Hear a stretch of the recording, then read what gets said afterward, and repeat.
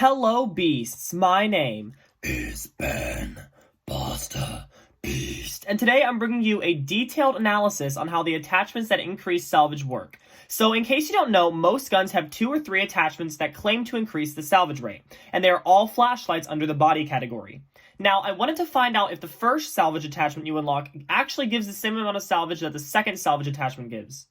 The second attachment actually decreases the sprint to fire time, while the first one has no downsides, so I wanted to see if using the first attachment was actually a better option. However, what I ended up finding out was something I didn't expect at all.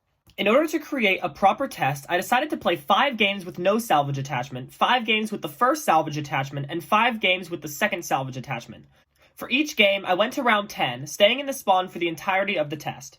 To limit other confounding variables, I kept all of my other attachments the same, got mainly headshots, picked up as few drops as possible, I didn't use equipment, and of course, I let the zombies come out of the spawn and walk onto the map before killing them. Once I got to round 10, I marked down how much common and heavy salvage I had and restarted the game. So, let's get on to the results, and these were interesting, to say the least. After my first 5 games using no body attachment, I averaged 78 heavy salvage and 2,250 common salvage. This is the control group, so these are the numbers I use to calculate the percent increase with the other attachments.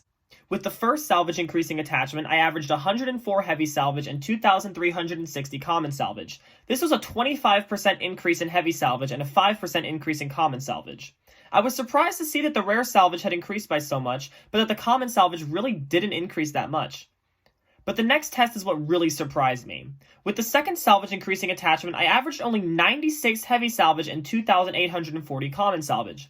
This was a 19% increase in rare salvage and a 10% increase in common salvage from the base weapon, but that is actually less heavy salvage than the first attachment. So, what does this all mean? Well, it would appear that the first attachment increases the heavy salvage but not the common salvage, and that the second attachment increases the common and heavy salvage.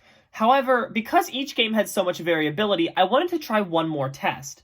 This time, I went to round 30 with each attachment. This should average out a lot of the variability I was experiencing in each round of my short 10-round games. I added up everything I purchased in the game, and at the end, with no attachment, I had 12,300 common salvage and 2,290 heavy salvage.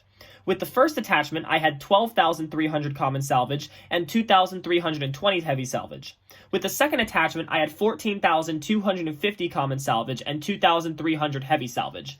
These results left me shocked. With the first attachment, I had the exact same amount of common salvage at round 30 that I had with no attachment at all, and the heavy salvage only saw a 2% increase. With the second attachment, there was a 14% increase in common salvage and no real increase in the heavy. So, do the salvage increasing attachments actually do anything? Well, from these tests, I would say that the first attachment increases the rare salvage dropped and the second attachment increases the common salvage. While my initial test also saw an increase in the rare salvage with the second attachment, there was a high variability in the numbers and I believe it can be chalked up to RNG. What attachment I would recommend based on these tests is actually the first attachment. Heavy salvage is way more important than common, and if there's a chance to get more of that, I would take it. Also, the first attachment has no downsides, so that gives it a small edge. All in all, I was very surprised at how little the salvage attachments actually increased the salvage rate, especially in the round 30 games. There was so much variability between each test that there was barely any change, and the difference was so small that I could get everything fully leveled up at the same round each game. However, because salvage is so important in this game, I would go with the option that has the potential to give more salvage. But yeah, beasts, my name is Ben Pasta Beast. And yeah, bye.